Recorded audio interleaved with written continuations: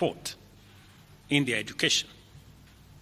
We have also improved the student-teacher ratio in both our primary and secondary schools by hiring an additional 56,000 teachers and also hiring an additional 2,000 tutors for our TVET institutions.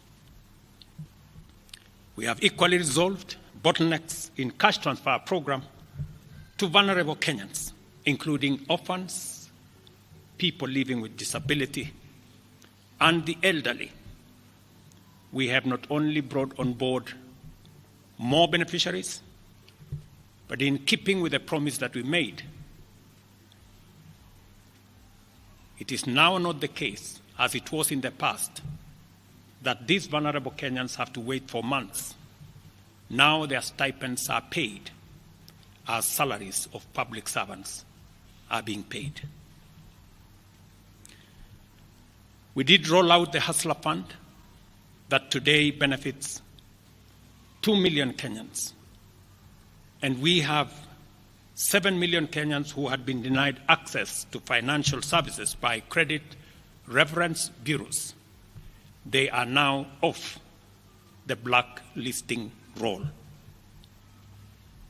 Our affordable housing program has now more than 100,000 housing units under construction. The first cohort I will be launching in a couple of months to new homeowners. And we have 160,000 young people across Kenya that are employed under this program. To expand manufacturing, value addition, and agro-processing as a key contributor to job creation, 18 county aggregation and industrial parks and 6 new special economic zones are under construction across Kenya. And at the same time, we have 200 fresh produce markets that are at various stages of construction to support our farmers with access to markets for their produce, in keeping with the commitment we made to our mama mbogas. To accelerate manufacturing, last year we imposed levies on importation of clinker that can be manufactured in Kenya. We made a saving of Kenya shillings 20 billion in foreign exchange as imports of clinker dropped to almost zero. We also imposed levies on imported steel billets. And today, we have 11 steel factories that 6 years ago were closed. They have started operation, hiring 16,000 Kenyans. And last year alone, we saved 120 billion shillings in foreign exchange as a result of this intervention. Our digital transformation agenda is also on course with 17,000 government services online, while we have 274 digital hubs across Kenya with 152,000 students and digital workers in our TVETs and also in digital hubs in different parts, up and running and giving young people an income. Our universal health coverage plan has already onboarded 107 community health promoters, and the process of registration for our social health insurance fund is ongoing,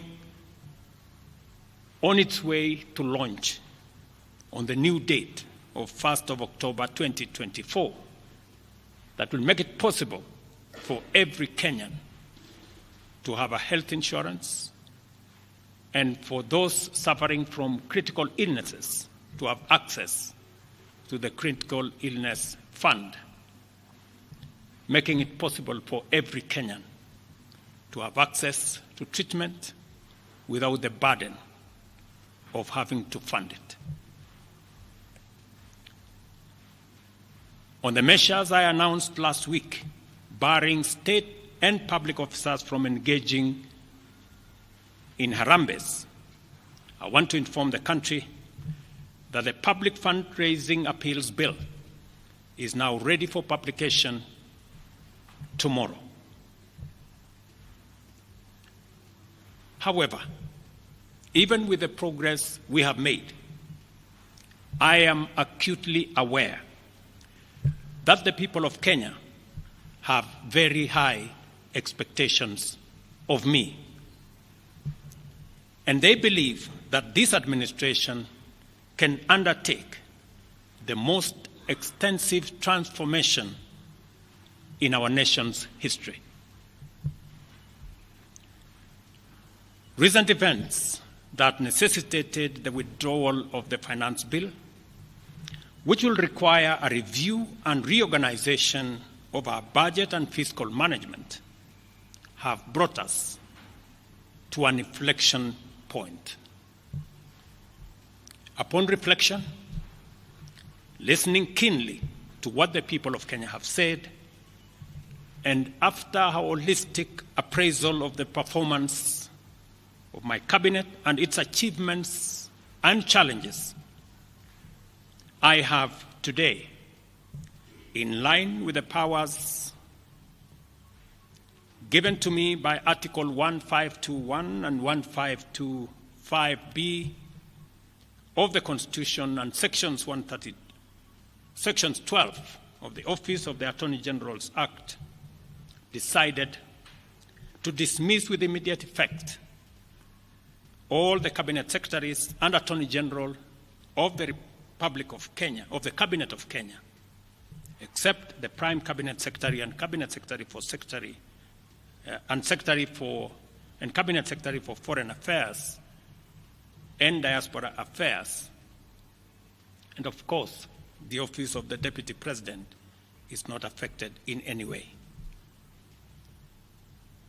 I will immediately engage in extensive consultations across different sectors and political formations and other Kenyans,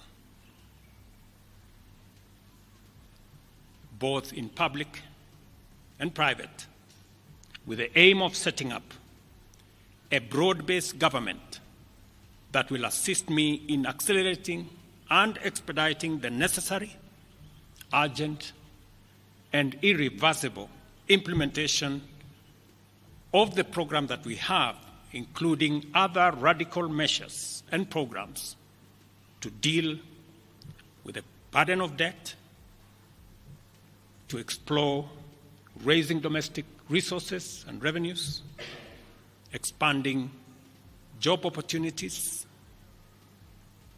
eliminating wastage and unnecessary duplication of a multiplicity of government agencies, and slaying the dragon of corruption, consequently making the government of Kenya lean, inexpensive, effective, and efficient.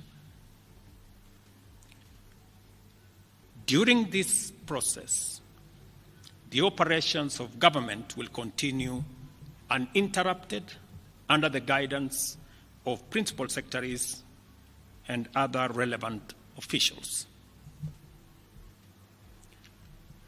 I will be announcing additional measures and steps in due course. Thank you very much, and God bless our great country, Kenya. Asanteni sana.